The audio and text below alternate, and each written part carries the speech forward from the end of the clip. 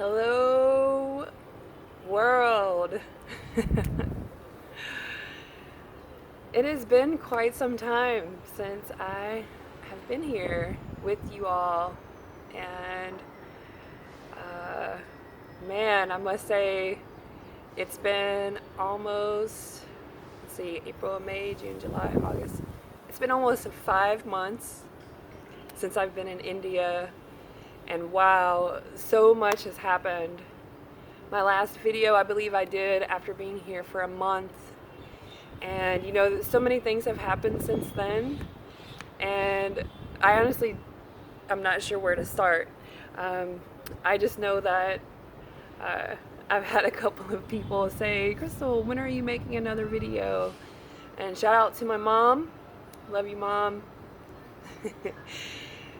She also brought it up. She's like, people want another video. So, okay, here it is.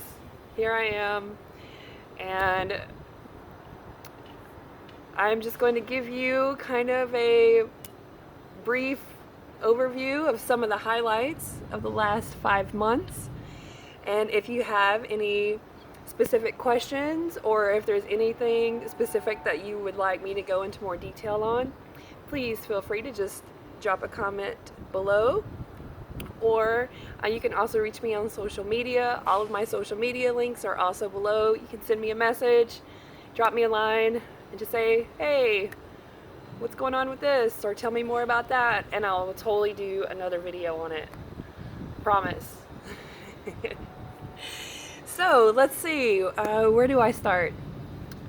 First of all, I guess I'll say after being here for a month, I finally found my own place.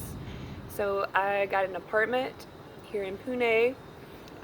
What they call here, they call apartments here flats.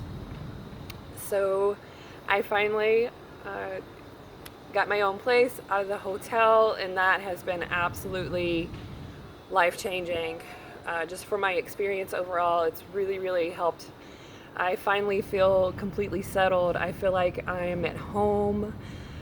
This is my home now, and I absolutely love it. Things are going so incredibly well. So I'll go more into my place in a little bit, but in addition to that, the work that I've been doing here is so incredible. I absolutely love the work that I'm doing and the people that I'm working with. The organization that I'm with is, I just can't say enough about them. It's been truly a positive experience. The people there have been so helpful and making sure I have everything that I need, and I've been able to settle in quite nicely with all of their help. So all of you that have helped me in this transition, you know who you are. Thank you from the bottom of my heart. I truly appreciate you. So the work that I'm doing, I told you in some of my previous videos, I came here to train Indian attorneys. A lot of them are actually right out of law school. And so they're really young, they're full of life, they're eager to learn, and the teaching experience, it's so rewarding. I never would have thought when I went to law school and became an attorney that my role would be one of a trainer or a teacher. But I'm so happy that it's turned out that way. I love being able to share my knowledge and my experience and see the transition in people and see them grow and see them learn. It's really great, and I absolutely love it. So work is phenomenal. Going so much better than I could have ever expected. Okay, so that's just a brief update on work. I work pretty long hours, and a lot of the questions that I get from people that I'm meeting is, Crystal, like how do you keep your workouts? Like, how do you stick to it? And like, they tell me that they are just inspired because they see my posts and stuff about my workouts. I'm doing the 80-day obsession right now with Beachbody. Shout out to Kenyatta. She's my Beachbody coach, and it is going great.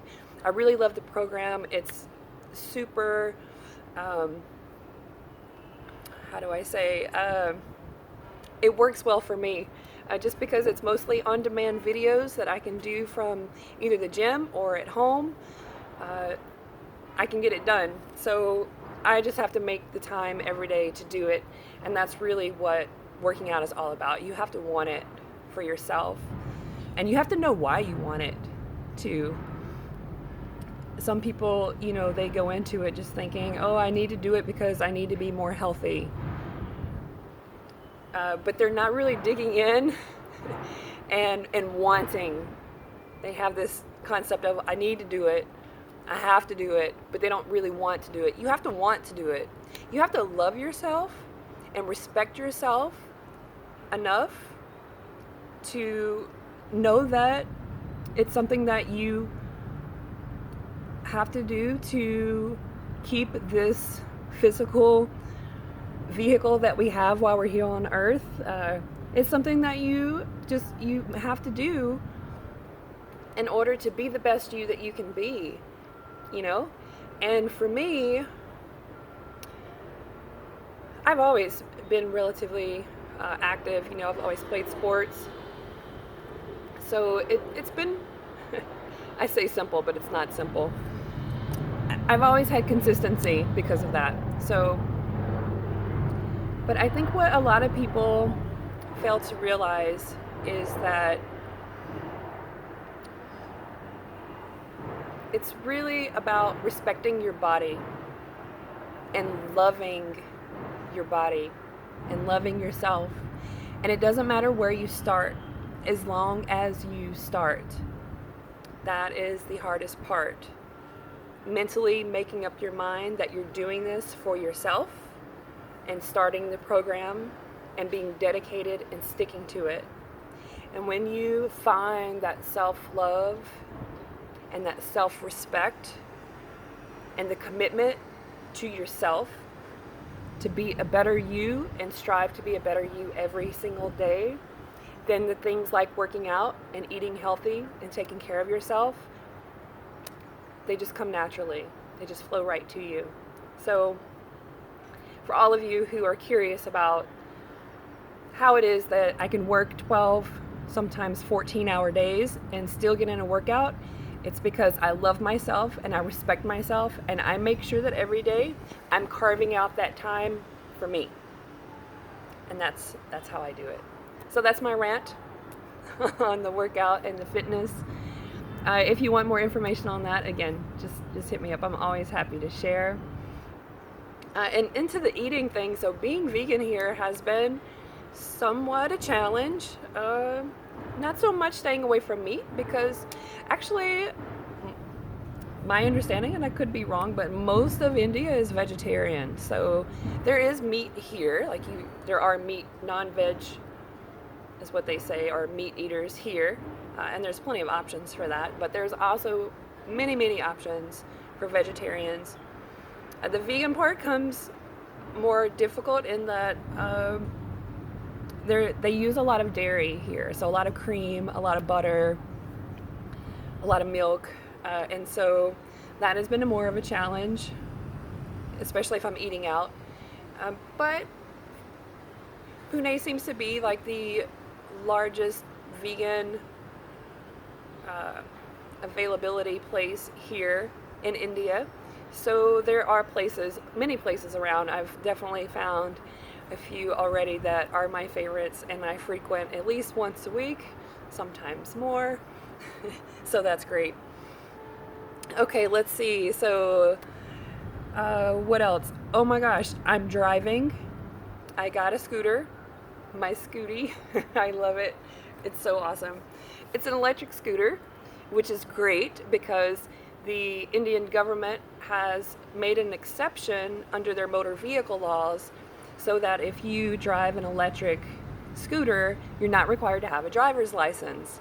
So, wow, one of the things that I took for granted in the US is the fact that you can move to a state, or whatever age you decide to start driving, you can get a driver's license, at the most in a week or two, sometimes much shorter. Here, the process can take up to 6 months, unless you pay someone a lot of money, which my understanding is essentially if you have the money to bribe the right people, then you can get it a lot sooner. So I knew whenever I moved into my place that I would need to be able to drive back and forth to work, because cabs, although they are convenient and relatively inexpensive, just getting one during peak hours is a challenge sometimes, and it just takes so much longer. And if I've been at work for 12 or 14 hours and I'm ready to go home or go get my workout on, I'm ready to go. Like, I ain't got time to be waiting around. No sometimes 30 minutes to an hour for a cab. Nah. So I actually looked up and found this startup company here in India. They partnered with the Go Green organization here in Pune. And so the startup company is called Ride E, and they do electric scooter rentals here in Pune. And it's not too expensive. For me, it's super convenient because they take care of all the maintenance. At the moment, they charge the scooter for me. They are in process of getting a way for me to charge it myself at home. But regardless, they come pick it up from work 2 days a week when I'm there, and they charge it for me. I don't have to worry about gas, and like, it drives, the top speed on it is like 52, 53 kilometers per hour, which averages out, I believe, to like around 40, 45 miles per hour. I think that's about right. And honestly, there's not many places you can go even that fast here on the streets because of traffic, and just the roads themselves are not great. So that is more than fast enough. So it's been awesome. Driving on the left side of the road took some getting used to. The first day I had the scooter, I actually got it on a Saturday evening. I woke up super early on a Sunday morning when absolutely no one is out and about, and I just went riding around when no one was on the road to kind of get used to being on the left side of the road. So got used to that, and then I had to get used to being in the traffic, because as I discussed in my previous videos, traffic here is insane. I don't even know how else to describe it. I will be driving with my GoPro on soon, and I'll be posting some of those videos so you can just see and appreciate what I'm really talking about. So anyway, I've been driving now for, I've been here 5 months, about 3.5 months. And I did have an accident. So from June to right about this time, it appears, is rainy season. It's monsoon season here. And monsoon season here is different from Phoenix monsoon season.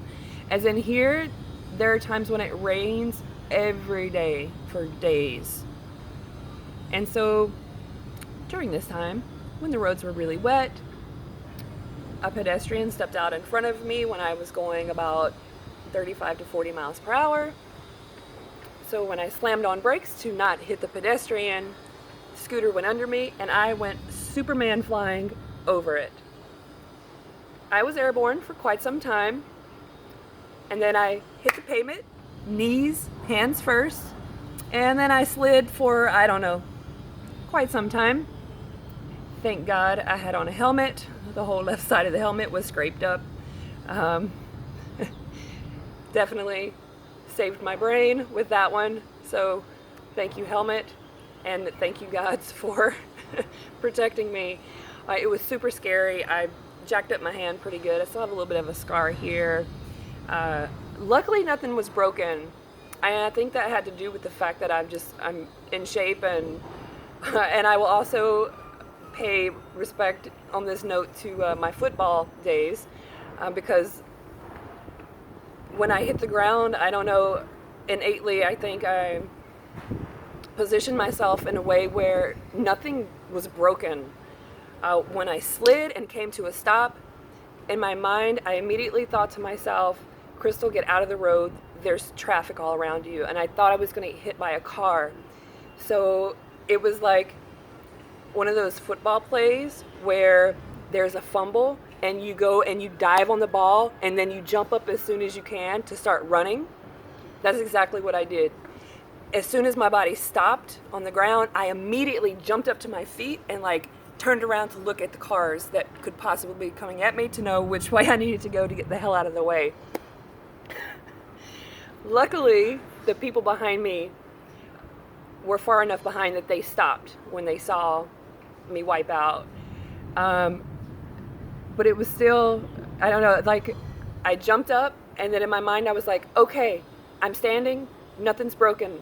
And then there were two people that were there, not in vehicles, that saw what happened and they came rushing over to me. And the one guy was like, oh my God, you're bleeding. And I looked down and like blood was just running from my hand. And I was just like, I was in a complete state of shock. I've never been in an accident like that before. You know, I rode motorcycles in the US for, you know, a few years. I was very fortunate. I never had any accidents. And I've been in a couple of like car fender benders, but again, nothing serious.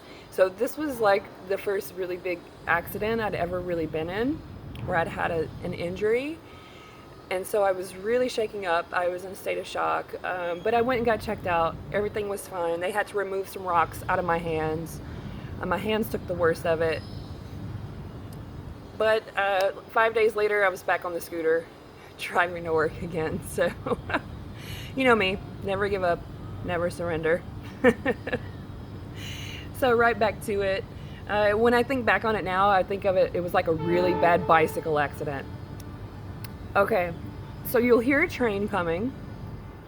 I would say probably one of the couple of downfalls to my place is that I live right next to a train track, so you can hear the trains all throughout the day and at night. But honestly, in Pune, there's really nowhere you can go that doesn't have some type of noise.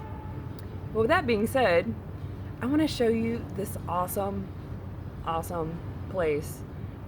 This is just part of my place. This is actually upstairs, so I'll tell you, I'm so blessed. When I look now and I think back a year ago, if you would have told me a year ago at this time, so September of last year, if you would have said, Crystal, this time next year, you'll be living in India, you will have a penthouse apartment on the 11th floor with a private rooftop terrace, and you will be working in an incredible company doing something that you love to do, I would have looked at you and thought you were freaking crazy. But it's not crazy. So I'll just show you a little bit. Let's see. I'll just flip you around. So this is the terrace.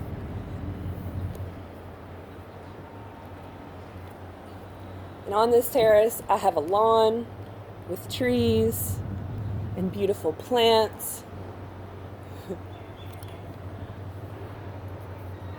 And it's so cool. I love it so much. And the train. You gotta love the train. So that's all I have for you for now. Again, please let me know if you have specific questions or anything specific you want me to touch on. I was just kind of going blindly at it today and giving you an update, but I'm doing great.